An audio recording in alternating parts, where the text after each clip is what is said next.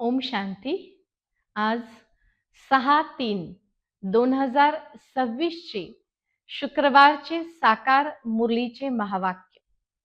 गोड मुलांनो, तुम्ही खरे खरे सॅल्वेशन आर्मी अर्थात मुक्ती फौज आहात. बाबा सांगतात, तुम्ही पापात्म्यांना पापाच्या दुनियेतून पुण्याच्या दुनियेमध्ये घेऊन जाण्याची सेवा करत आहात. सर्वांच्या बुडालेल्या नावेला पैलतीराला लावण्याची सेवा करायची आहे. प्रश्न: कोणता निश्चय प्रत्येक मुलांच्या बुद्धीत नंबरवार बसतो? उत्तर: पतित पावन शिवबाबा सर्व आत्म्यांना पावन दुनियेत घेऊन जाण्यासाठी आले आहेत. स्वर्गाचा वारसा हक्क देण्यासाठी आले आहेत. हा निश्चय सर्वांना नंबरवार बसतो, सारखा बसत नाही, यथाशक्ती बसतो. जरी पूर्ण निश्चय बसला एखाद्याला तर बाबा म्हणतात की माया समोर उभी राहते, बाबांना विसरवते व ते मुले नापास होतात. ज्यांना निश्चय होतो ते पवित्र बनण्याचा पुरुषार्थ करण्याचा प्रयत्न करतात. बुद्धीत राहते की आता घरी जायचे आहे. ओम शांती. महत्वाचे मुख्य पॉइंट्स बाबांनी सांगितले. गोड मुलांप्रती आज सुप्रभात. बाबा म्हणतात सतयुग आहे सुप्रभात. तिथे सकाळ अर्थात प्रभातही चांगली आहे, दुपारही चांगली आहे, रात्रही चांगली आहे. प्रत्येक दिवस तिथे गुड अर्थात चांगला आहे. संगम युगावर बाबा म्हणतात तुमचं प्रत्येक क्षण चांगला आहे, गुड. परंतु योगेश्वर योगेश्वरी बनवणारा शिव बाबा संगम युगावरच येतात. म्हणून इथे सर्व काही चांगलं आहे, गुड. कलियुगात मात्र न रात्र चांगली आहे न प्रभात. म्हणून बाबा सांगतात गुरूंच्या अनेक मतांवर चालून तुम्ही सर्वच जण ईश्वरापासून दूर झाले आहात. सर्वच जण भगवानाला म्हणतात की सर्वांमध्ये भगवान, सर्वांमध्ये ईश्वर. पण बाबा म्हणतात अरे ईश्वर तर एकच आहे, मी निराकार आहे. ईश्वर म्हणणे आणि पिता म्हणणे फरक आहे. सर्वप्रथम बाबांनी गुरूंचं मत आणि शिवबाबा काय सांगतात यातला फरक सांगितला आणि लगेच बाबा म्हणतात की ईश्वर म्हणणे आणि मला पिता म्हणणे यामध्ये सुद्धा फरक आहे. कारण जिथे पिता शब्द येतो तिथं प्रेम आणि सोबत वारसा हक्क या दोन्ही गोष्टी येतात. म्हणून बाबा म्हणतात आत्मिक ज्ञान, रुहानी अर्थात आत्मिक ज्ञान स्वतः परमात्मा येऊन आपल्याला सांगत आहे. पुढे बाबा सांगतात सत्याचा संग तारतो आणि वाईटाचा संग बुडवतो. म्हणून सत्याच्या संगामध्ये राहणे आणि या दुनियेमध्ये आज परमात्मा शिवाय सत्य कुणीही नाही. म्हणून सत्यम शिवम सुंदरम असं म्हटलं जातं. बाबा म्हणतात दुनियेमध्ये ही जी दुनिया आहे ही सर्व मोठी नाव आहे आणि ह्या मोठ्या नावेला पैलतीराला लावण्यासाठी परमात्मा सृष्टीवर आले आहेत. बाबा म्हणतात तुम्ही नावेत बसलात कारण पुण्यात्मा आहात आणि पुण्यात्मा दुसऱ्यांना आपल्याला बनवायचं आहे. कारण पुण्यवान दुनियेमध्ये जायचं आहे. मातपित्याजवळ मुलांना येणे ही खूप चांगली गोष्ट आहे. पण मातपित्यांजवळ आल्यानंतर मातपित्याच्या आज्ञेचं पालन करणे हे मुलांचं कर्तव्य आहे. म्हणून बाबा सांगतात ब्रह्माद्वारे मी तुम्हाला ओटीमध्ये घेतलेला आहे तर तुम्ही परमात्म्याच्या जवळीकतेचा अनुभव करा. विनाश समोर उभा आहे आणि जेव्हा आग लागेल तेव्हा हे शरीर समाप्त होतील आणि आत्मा आपल्या घरी वापस जातील. म्हणून बाबा सरळ सरळ सांगतात की हे शरीर संपणार आहे, आपल्याला शरीर सोडावंच लागणार आहे, तर मग या शरीरातून विरक्त, वेगळे, अलिप्त होण्याची प्रॅक्टिस, सवय करा. पुढे बाबा सांगतात, ब्रह्ममध्ये आत्मा लीन होते, हा पण एक गैरसमज भक्तांचा आहे. म्हणून ब्रह्मसमाजी ब्रह्माच्या ब्रह्ममहत्त्वालाच परमात्मा समजतात. ब्रह्ममध्ये जर आत्मा लीन झाली तर आत्म्याचं अस्तित्व समाप्त होतं. परंतु आत्मा तर अजर, अमर, अविनाशी आहे. आत्म्याचं अस्तित्व कधीही संपत नाही. काही जण म्हणतात की ज्योती ज्योतमध्ये विलीन होऊन गेली.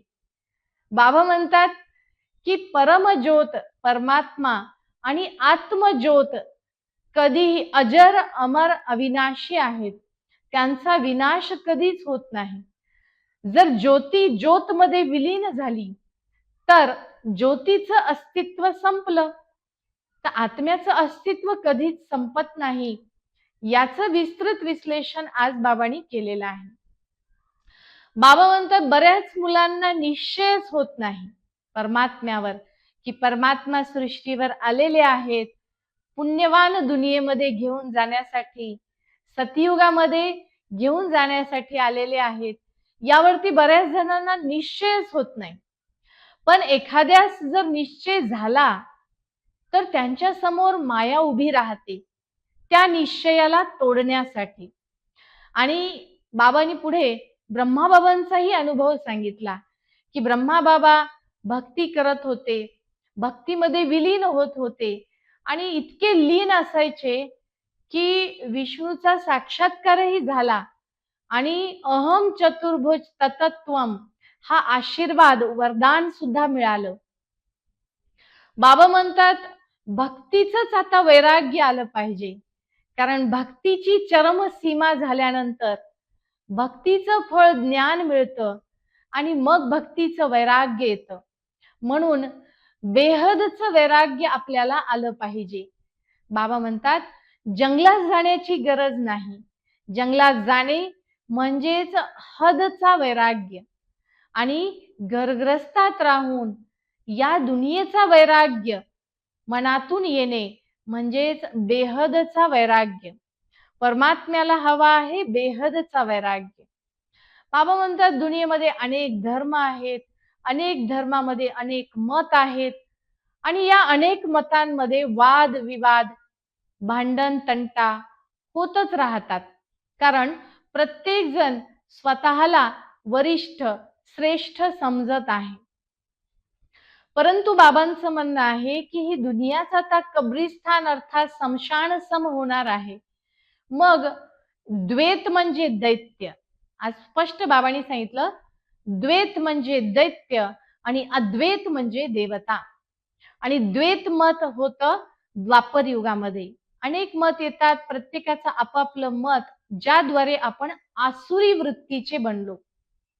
बाबा म्हणतात, तुम्ही माझी पांडव सेना आहात आणि परमपिता परमात्मा तुमच्या सोबत आहे, तुमच्याकडून आहे.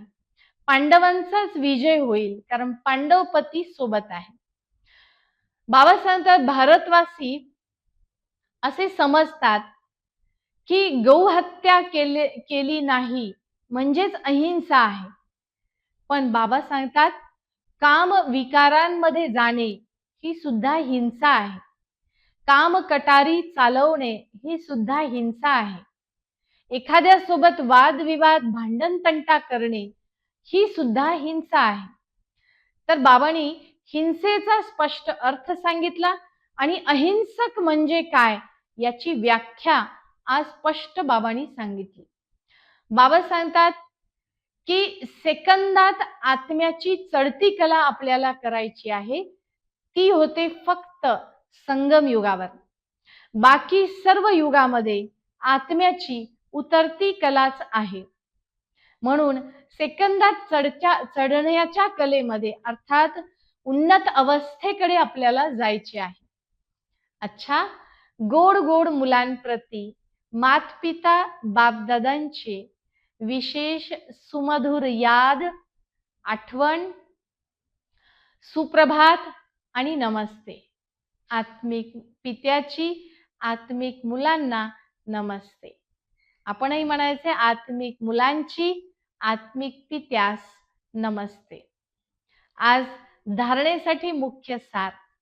सन्मानासहित पास होण्यासाठी भोगण्यातून मुक्त होण्याचा पुरुषार्थ आठवणीच्या बळावर करायचा आहे. आठवणीत राहणारेच सन्मानासहित पास होऊ शकतात.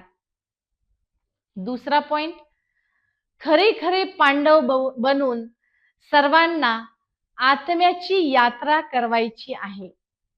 आत्मिक रुहानी यात्रा. कोणत्याही प्रकारची हिंसा नाही करायची. आता आपल्याकडून कुठलीही हिंसा, कामकटारीची हिंसा किंवा भांडण तंट्याची हिंसा नाही झाली पाहिजे. आजचं वरदान, दीपस्तंभाच्या स्थितीद्वारे पाप कर्माला समाप्त करणारे पुण्य आत्मा बना, पुण्य आत्मा भव. जिथे प्रकाश असतो तिथे पाप होत नाही. ज्ञानाचा प्रकाश, तिथे पाप होत नाही. दीपस्तंभ म्हणा, अनेकांना रस्ता दाखवणारे आम्ही दीपस्तंभ आहोत, ही स्मृती जर राहिली तर कोणतेही पापकर्म होऊ शकत नाही. नेहमी पुण्य आत्मा बनायचा पुरुषार्थ करायचा आहे. पुण्य आत्मांना स्वप्नातही किंवा संकल्पात, विचारातही पाप येणार नाही. म्हणून आपल्याला दीपस्तंभाच्या स्मृतीमध्ये राहायचं आहे. सुविचार, जे आत्मे प्रत्येक दृश्यास साक्षी दृष्टा होऊन पाहतात ते नेहमी हर्षित राहतात. साक्षी दृष्टा म्हणजे वेगळं होऊन पाहणे. जेव्हा या नाटकास आपण वेगळे होऊन पाहू, अडकून नाही, अलिप्त होऊन पाहू, तेव्हा आपण सदैव आनंदामध्ये राहू शकू. आजचा अव्यक्त इशारा आहे. निश्चयाचा पाया मजबूत करून सदैव निर्भय व निश्चिंत राहण्यासाठी अव्यक्त इशारा आहे. चिंता आनंदाला समाप्त करते. आणि चिंता कशाची असते?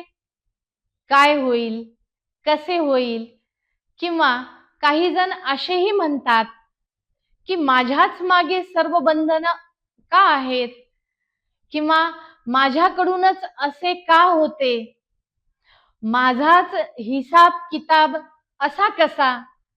तर बाबा म्हणतात या सर्व का, कसे या प्रश्नांना समाप्त करा. बाबा म्हणतात जेव्हा ह्या चिंता संपतील तेव्हा अवस्था निश्चिंत बनेल. चिंता संपवणं सुद्धा आपल्याच हातामध्ये आहे. आणि मग आपण निर्भय बनू आणि निश्चिंत बनू. म्हणून पहिले निश्चयाचा पाया मजबूत ठेवायचा आहे. का, कसे या सर्व प्रश्नांना आपल्याला इथेच संपवायचं आहे. तर याचं विस्तृत विश्लेषण आज महावाक्यांमध्ये बाबांनी केलेलं आहे. सर्वप्रथम बाबांनी आपल्याला आठवण दिलं की ही दुनिया नाव आहे. या मोठ्या नावेला पैल तीराला लावण्यासाठी बाबासोबत आपणही पुण्यवान बनायचंय. बाबांसोबत आपण मदतगार आहोत. पुण्यात्मा बनायचंय आणि पापाच्या दुनियेतून पुण्याच्या दुनियेत जायचंय आणि अनेकांची नाव पार पैल तीराला लावायची आहे.